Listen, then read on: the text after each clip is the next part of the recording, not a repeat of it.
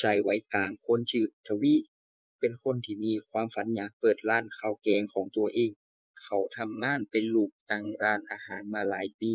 เรียนรู้ทุกอย่างทั้งการทำอาหารการบริหารร้าน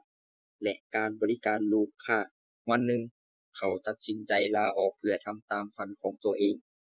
แต่ทันทีที่บอกครอบครัวและเพื่อนๆคำตอบที่ได้คือจะไปไวเลย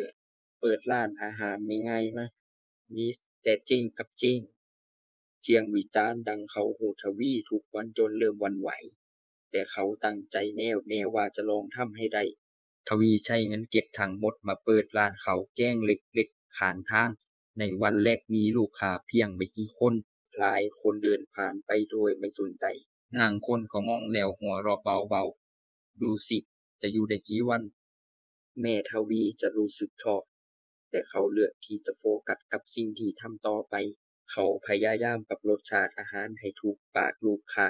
และรักษาความสะอาดของร้านให้ดีที่สุดวันหนึ่งมีลูกค้ากลุ่มหนึ่งมากินข้าวที่ร้านและพูดเสียงดังว่ารสชาติแบบนี้